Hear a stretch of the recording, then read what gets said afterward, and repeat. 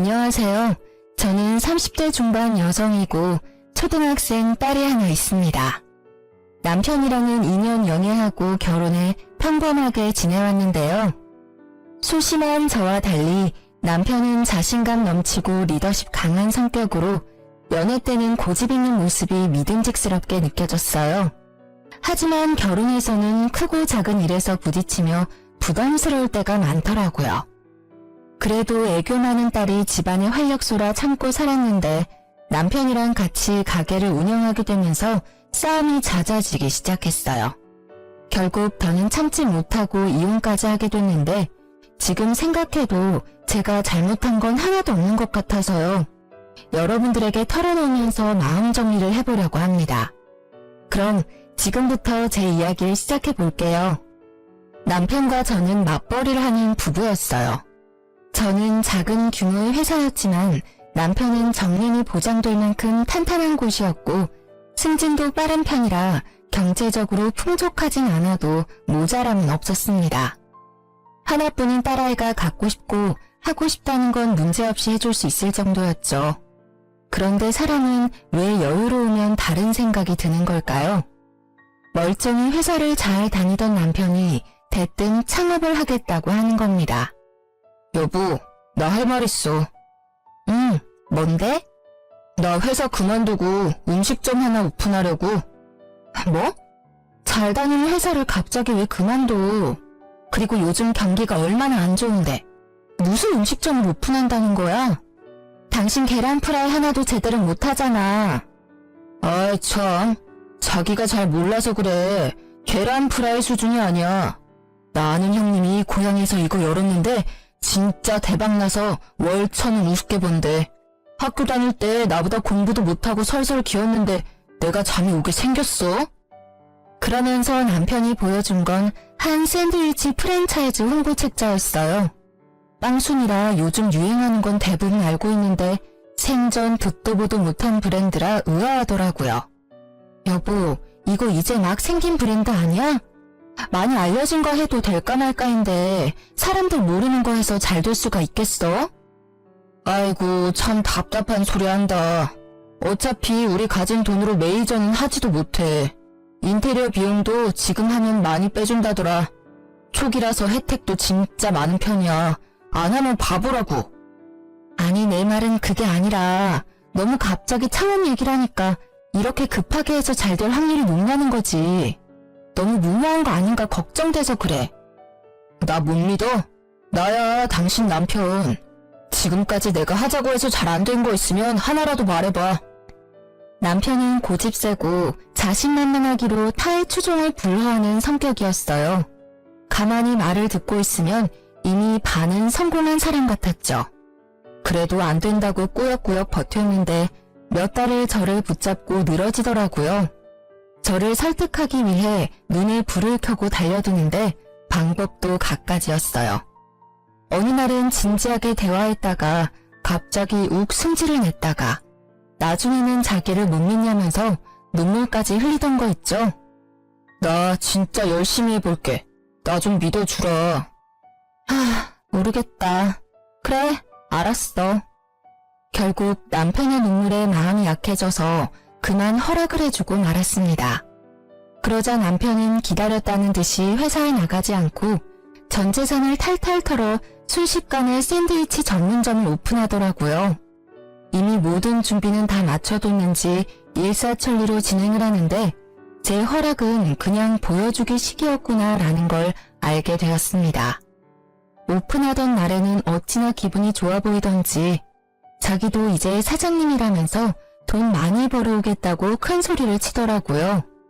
옆에서 지켜보자니 너무 들뜬 모습이 못 믿어오면서도 그래, 사람이 저렇게 잘해보겠다고 하는데 한번 믿어보자 하는 바보 같은 생각도 들었습니다. 그렇게 우여곡절 끝에 가게를 오픈하고 나서 곧 저도 회사를 그만두고 남편을 돕기로 했어요. 남편 혼자 가게를 운영하기에는 손이 모자란데 그렇다고 직원을 고용하자니 인건비가 부담되더라고요. 여보, 그런데 둘 중 한 명은 회사를 다녀야 하는 거 아니야? 우리 공과금이랑 은행 이자랑 애 학원비도 계속 나갈 텐데. 당신 솔직히 지금 다니는 회사에서 뭐 얼마나 번다고 그래. 초기에 신경을 많이 써야 단골도 생기고 자리도 빨리 잡지. 그런가? 그래도 조금이라도 고정 수입은 있어야 하는 거 아니야? 에이, 나무만 보지 말고 숲을 봐. 가게가 잘 돼야 당신도 사모님 소리 듣고 편히 쉴 거 아니야. 내 말이 맞아. 당신은 그냥 나만 믿고 따라와. 항상 기고만장한 사람이랑 살면 귀가 얇아지는 것일까요? 이때만 해도 남편 말이 일리가 있어 보였습니다. 그래서 찝찝하긴 했지만 회사에 사직서를 내고 남편 가게에 같이 출근을 하게 됐어요.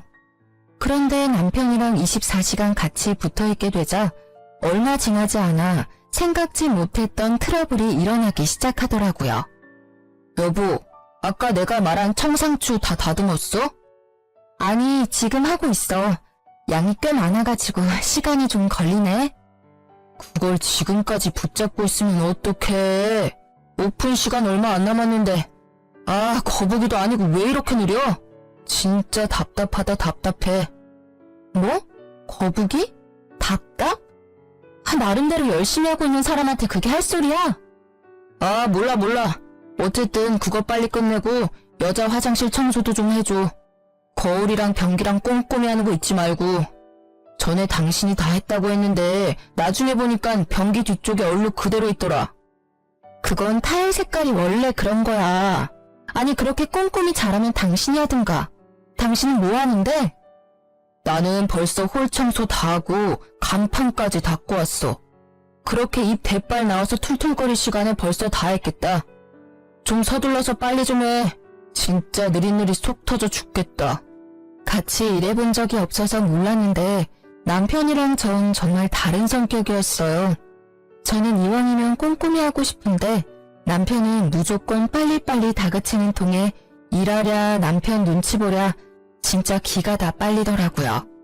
더군다나 저는 좋은 마음으로 남편을 도와주려고 하는 건데 남편은 고마워하기는커녕 날이 갈수록 저를 부하처럼 대하니까 어이가 없었습니다.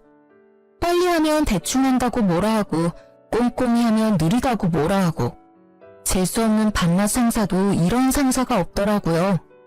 하루 종일 같이 열심히 일하는데 그런 노고는 알아주지 않고 당연시하는 남편을 보니 점점 화가 치밀기 시작했습니다. 진짜 못해먹겠다. 이럴 거면 차라리 그냥 당신 맘에 쏙 드는 알바를 구해. 알바? 우리가 알바 쓸 돈이 어딨어. 요즘 알바가 한두 푼으로 되는 거야? 아니 그러면 내가 도와주는 걸 고맙게 생각을 하던지. 진짜 매일 화내고 짜증내고 내가 여보 부하야? 이거 너무한 거 아니야? 솔직히 나 진짜 열심히 일하려고 노력하는데 너무 섭섭해. 아, 왜 또 이렇게 애처럼 군다. 나는 좀 더 가게에 신경을 써달라고 하는 말이잖아. 난 자기가 인생을 좀 더 열심히 적극적으로 살았으면 좋겠어. 그게 무슨 말이야? 말을 그렇게 하면 안 되지. 내가 언제 가게에 신경을 안 썼다고 그래? 그리고 내가 인생을 열심히 안 사는 건 또 뭔데? 솔직히 나만큼 가게에 신경 쓰는 건 아니잖아. 나는 아침에 눈 뜨고 일어나서 눈 감고 자기 전까지 어떻게 하면 우리 세 식구 잘 살 수 있을까만 생각해. 이렇게 열심히 돈 벌려고 하는데 요만큼도 나를 이해 못해줘? 남편 말에 기분이 진짜 상하더라고요. 어쨌든 남편 뜻으로 시작한 가게였지만 저라고 왜 잘 됐으면 좋겠다고 생각하며 열심히 안 했겠어요? 그런데 이상하게 남편은 경제적으로 갑의 위치에 서서 교묘하게 저를 무시하는 발언을 일삼기 시작하는 겁니다. 남편의 억지 논리에 기가 막혀 말도 제대로 안 나왔어요. 그렇게 가게에서 그는 사장님, 저는 알바생 같은 위치가 되고 있었습니다. 기분은 매우 나빴지만 어쨌든 둘이서 열심히 일한 덕분인지 가게는 점점 잘 풀려서 단골도 늘어나더라고요. 정말 오픈부터 마감까지 눈코 뜰 새 없이 바쁘게 재료 준비며 청소며 서비스 개발이며 둘이서 열심히긴 했거든요. 그러다 보니 나중에는 둘이서는 감당이 안 될 지경이라 자연스럽게 파트타임 알바도 구했는데요. 그런데 정말 아이러니하게도 가게에 조금 여유가 생기니 남편의 태도가 달라지더라고요. 여보, 나 이번 주 금요일 저녁에 친구들 좀 만나고 올게. 갑자기 왜? 가게 마감은 어쩌고? 아, 지혜씨가 조금만 더 도와주면 될 것 같은데. 어떻게 부탁 좀 하면 안 되나? 양심 좀 챙겨라. 저번에도 갑자기 약속 있다고 부탁해서 지혜씨 저녁 학원도 못 가고 엄청 난처했던 거 기억 안 나? 그런데 여보 놀러 가자고 또 그런 부탁을 하자고? 아니, 따로 돈을 쳐주면 되지. 어차피 알바도 돈 벌려고 하는 거잖아. 요즘 세상에 돈이면 다 되지. 안 되는 게 어딨어? 누가 보면 돈 꽤나 주는 줄 알겠다. 우리 겨우 최저시급 맞춰주잖아. 게다가 당신 마음대로 시간 줄였다 늘렸다 하는데 누가 좋아하겠어? 여보, 이렇게 개인적으로 알바생 쓰는 거 난 반대야. 자기가 자꾸 그러니까 알바들이 그만두는 거 아니야. 지혜씨 지금 잘 다니고 있는데 여보 때문에 또 그만두면 어쩔 거야? 언제부터인가 남편은 자기 일도 제대로 안 하고 놀러 다닐 궁리를 하더라고요. 사장이 들쑥날쑥 일을 할 뿐더러 시급은 짜게 주고 일은 마른 행주 짜듯이 시켜대니 알바들이 그만두기 일쑤였습니다. 그리고 그 뒤치다거리는 다 제 몫이었고요. 자영업을 하다 보니 직장 다니는 친구들과 약속 하나 잡기 쉽지 않은 아쉬움이 있는 건 사실이었어요. 하지만 그건 저도 마찬가지였습니다. 그런데 사장이랍시고 이렇게 저와 알바생만 믿고 밖으로 놔두는 남편의 모습은 실망 그 자체였습니다. 하지만 남편의 고집은 도저히 못 말릴 수준이었어요. 제가 아무리 반대를 해도 알바생에게 통보식으로 부탁을 하고 못 견딘 알바는 그만두고 그 자리를 제가 메꾸는 일의 반복이었죠. 이런 일이 계속되다 보니 더는 알바를 구하기가 힘들어졌고 저는 알바도 없이 가게에서 혼자 일하는 날이 많아졌습니다.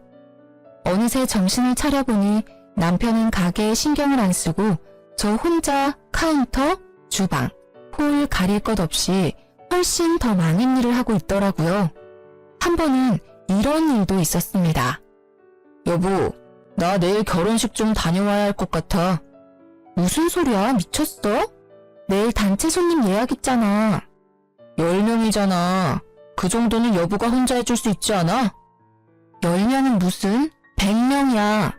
오랜만에 100단위 단체 들어와서 좋다고 여보가 나한테 몇 번이나 얘기했던 거 기억 안 나니? 아, 맞다. 아, 어떡하지? 내가 가서 사회 봐준다고 약속했는데. 지금이라도 안 된다고 해야지 뭘 어떻게 해. 나 혼자 절대 못해. 100인분을 나 혼자 어떻게 만들어? 그럼 내가 최대한 빨리 갔다가 올게. 어차피 결혼식은 첫 타임이고 단체는 1시까지 배달이니까 충분히 갔다 올 수 있을 것 같은데. 제 시간에 온다고 장담할 수 있어? 절대 안 돼. 안 된다고 했다. 다음날 고집불통 남편은 제 이야기는 안중에도 없다는 듯이 재료 준비를 대충 끝내놨다면서 결혼식장으로 향했습니다. 제가 짜증내고 화를 내도 충분히 제 시간에 올 수 있다면서 같이 하면 되니까 걱정하지 말라고 호언장담을 하면서요. 하지만 모든 계획이 남편 뜻대로 될 수 있나요?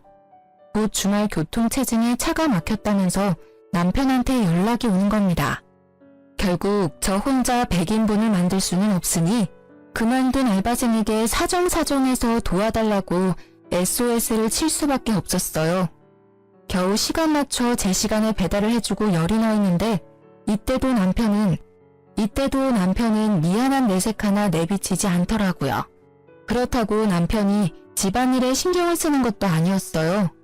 제가 남편 대신 가게에 매달리는 사이 하나뿐인 저희 딸은 집에서 혼자 방치되고 있었습니다. 가게 마감을 마치고 집에 돌아오면 밤 10시가 훌쩍 넘었어요. 그 사이 학원을 뺑뺑이 하고 돌아온 초등학생 딸은 혼자 밥 먹고 숙제하다가 지쳐 잠들기 일쑤였습니다. 그런 딸을 보면 내가 지금 뭐 하는 건가 싶고 너무 마음이 안쓰럽고 속상하더라고요. 그렇게 안타까움을 느끼는 것도 잠시 밀린 빨래, 설거지, 요리를 하다 보면 잠잘 시간도 부족해서 예민해졌습니다. 그럼 또 아이에게 잔소리하며 스트레스를 풀게 되던 거 있죠. 그러다 문득 정말 이래서는 안 되겠다는 싶은 생각에 정신이 번쩍 들더라고요. 여보, 그렇게 집에 와서 누워만 있지 말고 밥 먹고 설거지라도 좀 해. 조금만 있다가 할게. 너무 피곤해서 그래. 나는 안 피곤해? 조금만 있다가 하다가 그냥 자버릴 거잖아. 피곤하다면서 누워서 폰게임은 몇 시간씩 잘도 안 해. 너무 뻔뻔하다고 생각 안 해? 아, 하루 종일 일하고 와서 이 정도도 못 쉬어? 나 좀 들들 볶지 마. 당신 아니라도 힘들어 죽겠다. 혼자만 일하는 것처럼 굴지 좀 마. 당신 하는 것만큼 나도 일하는데 나만 집안일까지 다 하고 이거 너무 불공평하다는 생각 안 들어? 당신 친구들한테 물어봐. 내가 이상한지 당신이 이상한지. 그럼 당신도 하지 마. 그냥 돼지우리처럼 막 살면 되겠네. 그걸 말이라고 하니? 아, 그렇게 초긍정 마인드라 좋겠다. 집은 돼지우리에 우리 딸내미 하나 있는 거 저렇게 방치되는데 불쌍하지도 않아? 집안일 하기 싫으면 딸내미 숙제라도 좀 봐주든가. 당신 요즘 애한테 따뜻하게 말이라도 한마디 걸어준 적 있어? 순간 남편에게 다다다 쏘아대는데 참았던 눈물이 다 나더라고요. 더 이상은 이렇게 못 살겠다는 생각이 들면서 항상 저에게 통보하는 남편에게 저도 한마디 해주고 싶었습니다. 안 되겠다. 나 가게 그만둘래. 뭐? 가게 그만두고 뭐 할 건데? 저녁에 퇴근하는 대로 취업할 거야. 우리 딸 불쌍해서 안 되겠어. 취업? 당신이 무슨 아가씨인 줄 알아? 취업하겠다고 마음먹으면 여기저기 다 붙게. 어디 한번 해봐. 남편의 비웃음이 귓전을 때렸어요. 그래서 더 이 악물고 폭풍 이력서 내고 면접을 봤습니다. 운이 좋았는지 다행히 집 근처에 알맞은 사무직을 하나 구할 수 있었어요. 월급은 적지만 학원 다녀온 딸을 픽업할 수 있는 시간대에 퇴근할 수 있다는 것만으로도 만족스러웠습니다. 처음에는 언제까지 가나 두고 보자 모드였던 남편도 제가 면접에 붙자 알바를 다시 구해야겠다면서 수긍을 하더라고요. 그렇게 남편과 저 그리고 딸까지 세 식구가 다시 제자리를 찾나 싶었어요. 그런데 공교롭게도 이쯤부터 남편 가게에 적신호가 켜졌습니다. 인근의 유명 프랜차이즈 샌드위치 업체가 들어오면서 남편 가게 매출이 눈에 띄게 뚝 떨어지기 시작한 겁니다. 일을 마치고 돌아온 남편의 얼굴이 어두운 날이 늘어났죠. 아, 하루 종일 서서 일하고 왔는데 반찬이 이게 뭐야? 왜? 당신 콩나물국이랑 고등어 좋아하잖아. 애써 좋아하는 걸로만 차려놨는데 왜 갑자기 안 하던 반찬 투정이야? 맨날 그 국에 그 반찬. 좀 맛있는 것도 하고 그래라. 하루 종일 컴퓨터 앞에 앉아서 딩가딩가 놀다가 오면서 마트 가서 좀 신경 써서 밥도 차려주고 그러라고.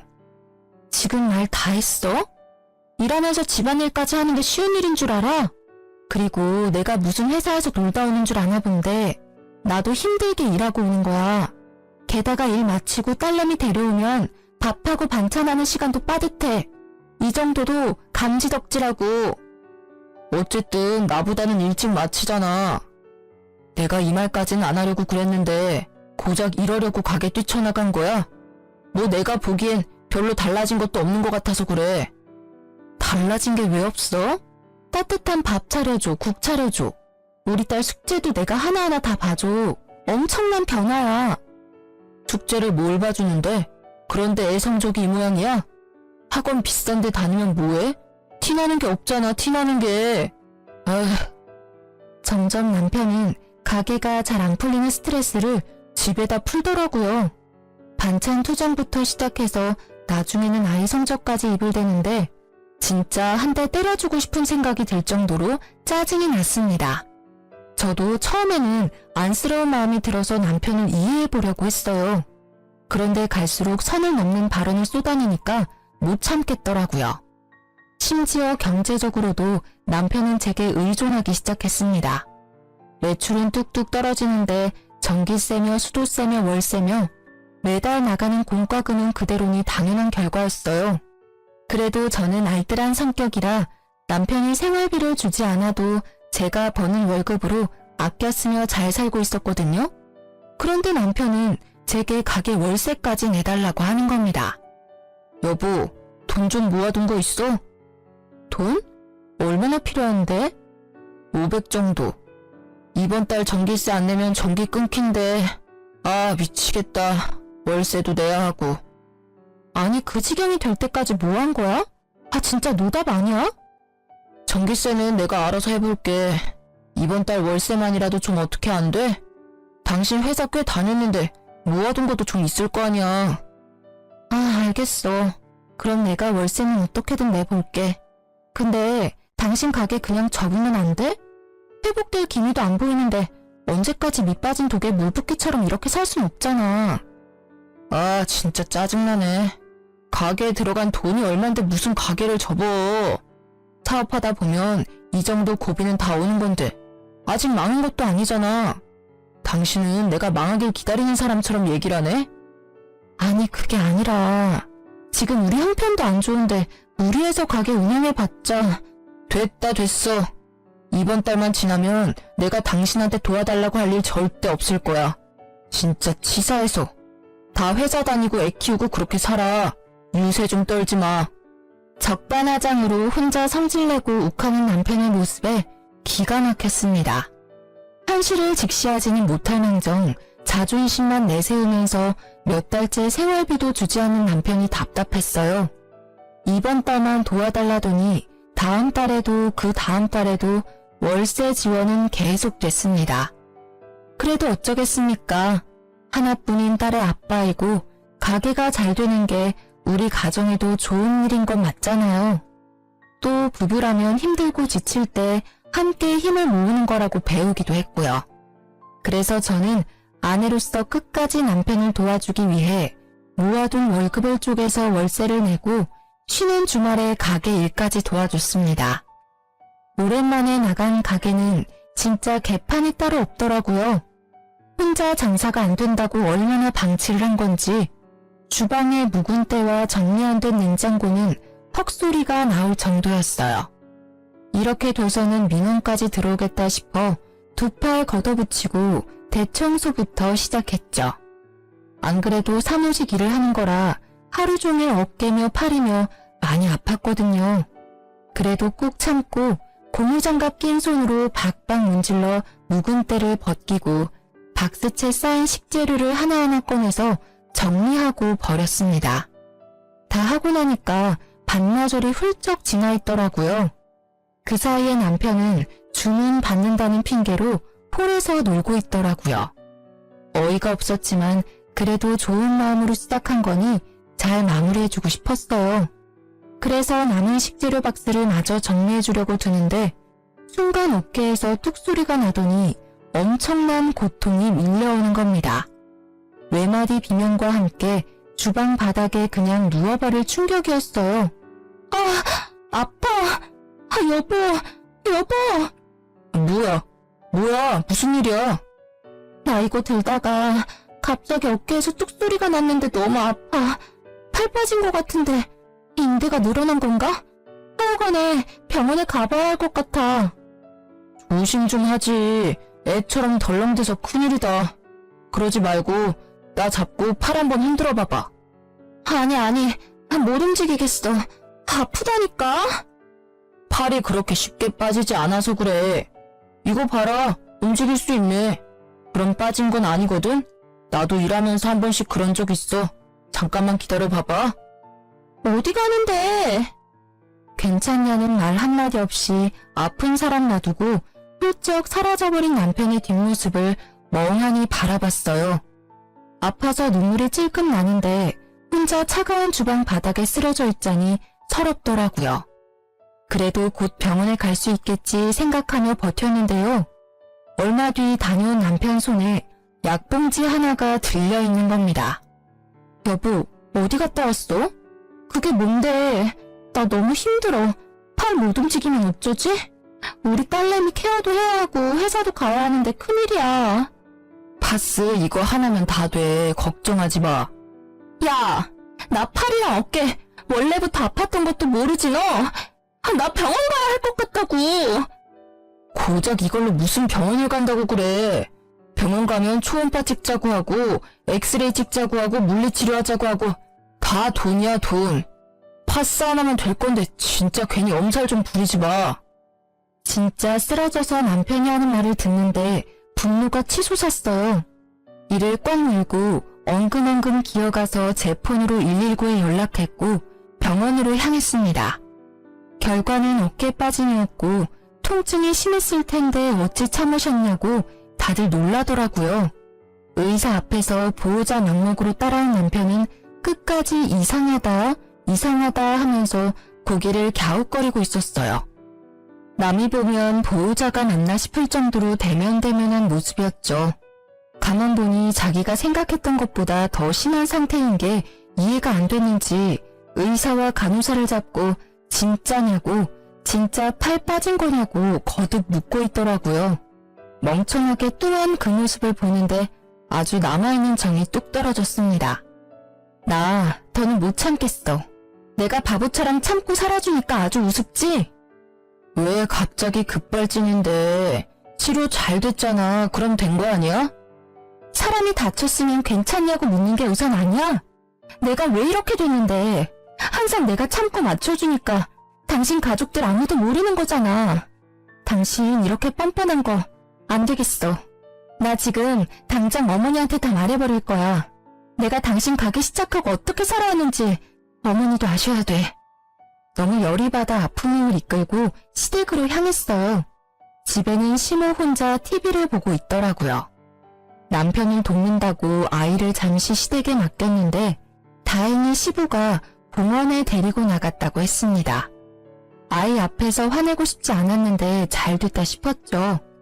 연락도 없이 씩씩거리며 온 며느리의 모습에 놀랐는지 시모가 두서없이 이것저것 물어대더라고요.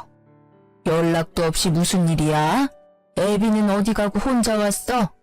그리고 그 팔은 또 뭐야? 깁스까지 하고. 넘어졌니? 에휴, 뭐 하느라 정신이 팔려서 또 핸드폰 보면서 걸은 거 아니야? 어머니, 저 이거 남편 가게 일 하다가 다친 거예요. 제가 진짜 걱정하실까 말 안 하려 했는데 지금 남편이 어떤 줄 아세요?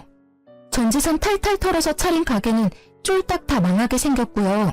그동안 생활비 한 푼 안 갖다 줘서 저 혼자 벌어먹고 살았고 지금은 제 월급으로 월세까지 내주는 판국이에요. 그런데도 그 애는 저 다친 건 안중에도 없고 미안한 기색도 없어요. 마구 쏟아내는 제 하소연을 들은 시모는 아무 말 없이 한숨만 쉬더라고요. 머리가 아프다는 듯이 얼굴을 찌푸리고 이마를 짚어대는데 말 안 해도 고집불통 자기 아들 치부는 본인이 더 잘 아는 듯 했습니다. 생각해보면 시모도 자기 중심적인 아들 키우면서 상처를 많이 받았다고 저한테 이야기하기도 했었어요. 그래서 저한테 이런 아들이랑 잘 살아줘서 고맙다고 하기도 했고요. 그런 말이 예전에는 감사하게 들렸는데 이제는 내가 할 뒤치다꺼리를 가져가줘서 고맙다는 소리 같았습니다. 하지만 동병상련이라고 저를 이해해주고 도와주겠노라 말했으면 시모에게는 악감정이 생기지 않았을지도 모르겠어요. 그런데 가재는 개편이라더니 대뜸 시모가 아들 편을 드는 겁니다. 그래서 너는 뭐 어쩌자는 거냐? 네? 뭘 어쩌긴 어째요. 어머니, 저 진짜 미치고 팔짝 뛰겠어요. 제발 저 좀 도와주세요. 그이한테 말해서 가게 접고 일하라고 좀 해주세요. 애비는 그렇게 하겠대? 순순히 가게를 접겠다고 말했냐고. 안 그러니까 제가 답답해서 미치겠다는 거죠. 훤히 망해가는 게 눈에 뻔히 보이는데 그간 들어간 돈이 아까워서 간판 못 내린다고 자기 말리지 말래요. 어머니, 이게 말이 돼요? 왜 저만 희생을 해야 해요? 힘들어도 어쩌겠니? 가족이잖아. 그럼 남편 힘들게 일하는데 아내가 돼서 그 정도 응원도 못 해주니? 솔직히 네가 회사 다닌다고 가게 소홀히 해서 이렇게 된 건 아니야. 둘이서 하던 가게 한 명 빠지면 빈자리 티나는 건 당연하지 않아? 시모 말에 순간 머릿속이 멍해졌습니다. 아무리 엄마로서 아들 편을 든다고 해도 정도가 있지. 어떤 왜 회로를 거치면 이런 무적의 논리가 나오는지. 남편의 뻔뻔함은 결국 시모 유전자인가 싶더라고요.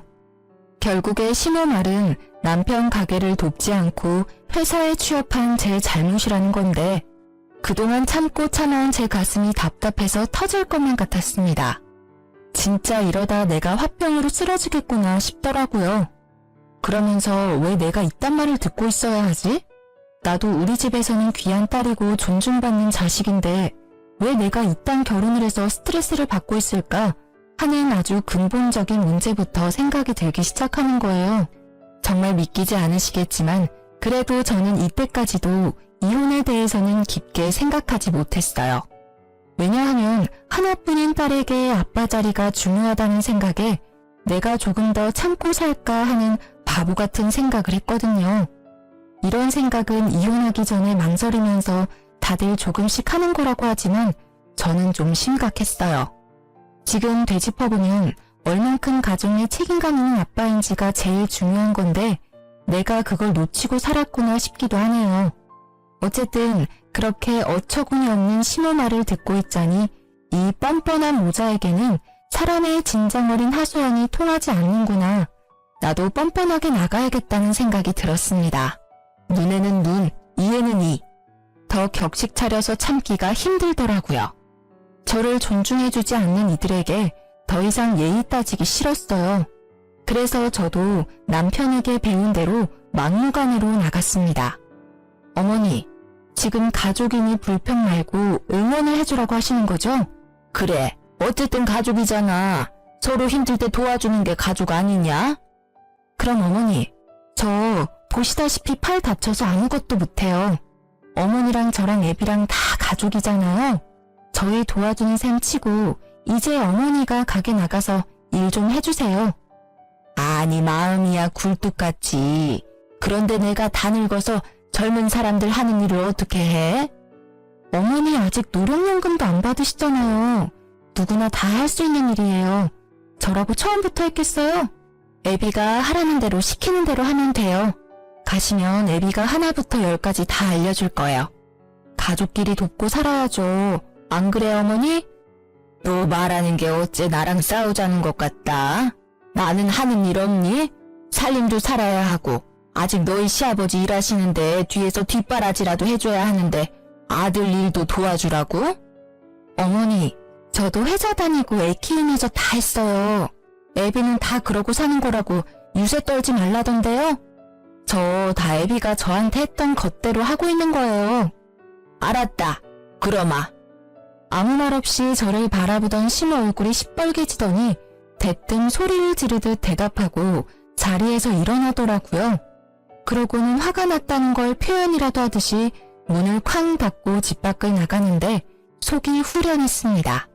이제 잘난 아들이랑 심호가 같이 가게에 붙어서 오손도손 가족의 정을 쌓을 일만 남은 거잖아요. 상상만 해도 온몸이 짜릿짜릿 전율이 돋더라고요. 심호는 심호 말대로 가족끼리 응원해줄 수 있으니 좋고 저는 이제 가게에 신경 안 쓸 수 있으니 좋고 남편도 뭐 가게에 공짜로 일해주는 사람 생기니 또 좋고 일석삼조라는 생각이 들기도 했습니다. 그날 밤 집으로 돌아가니 남편한테 전화가 바리바리 오더라고요. 심호가 여기저기 하소연을 했는지 시댁 식구들이 돌아가면서 전화가 와서 어찌된 상황인지 묻는 듯 했어요. 남편은 그때마다 모르겠다 에휴 하는 한숨 섞인 대답으로 넘어가는데 제 팔이 다친 지 얼마 되지 않아서 그런지 저를 그냥 뚱한 표정으로 멀리서 바라볼 뿐 시비를 걸진 않더라고요. 최소한의 양심은 있나 보네 생각했습니다. 그래서 그냥 조용히 회사에 병가를 내고 딸아이 케어에만 신경 썼어요. 그런데 진짜 욱하고 고집 불통인 남편은 심호를 닮은 게 틀림없더라고요. 정말 콩콩 팥팥이라고 느낀 게 다음날부터 심호가 정말로 남편 가게에 출근해서 보란 듯이 일을 하는 겁니다. 한 며칠 동안은 그렇게 평화로운 일상이 흘러갔어요. 남편과 저, 심호 모두 각자의 자리에서 열심인 듯 했거든요.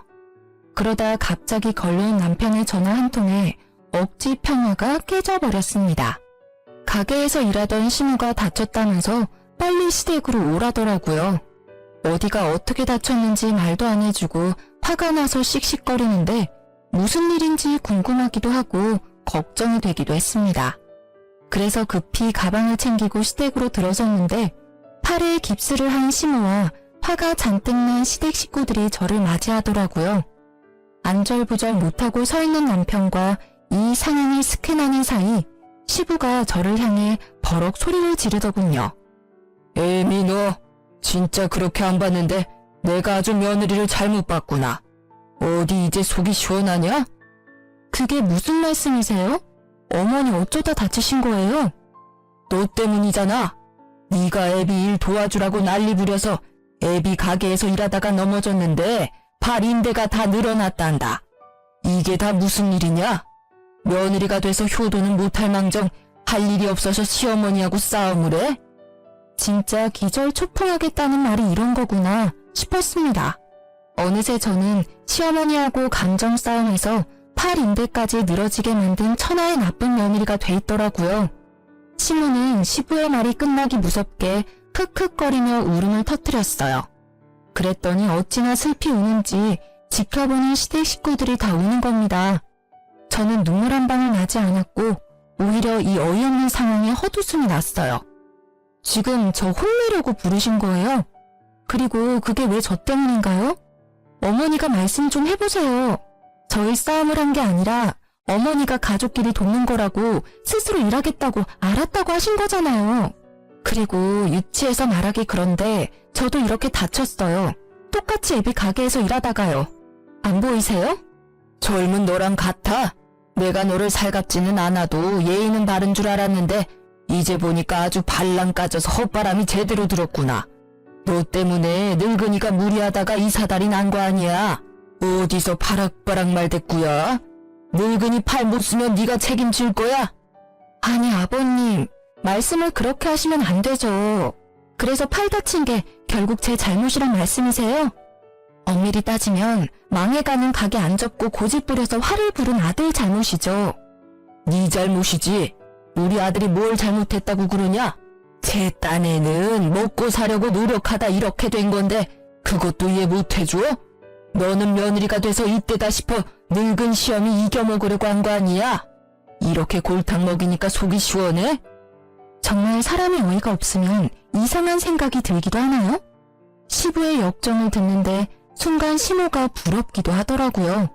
시부는 시모 다쳤다고 이렇게 화를 내고 걱정하면서 편을 드는데 제 남편은 제 걱정은 아랑곳 없이 한가로웠으니까요.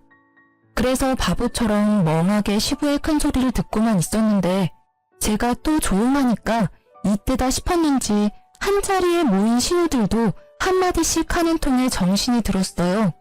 기다렸다는 듯이 다들 제가 잘못했다면서 저를 죄인처럼 몰아가더라고요. 그제서야 내가 정말 참고 살아주니까 이런 바보 취급을 받는구나.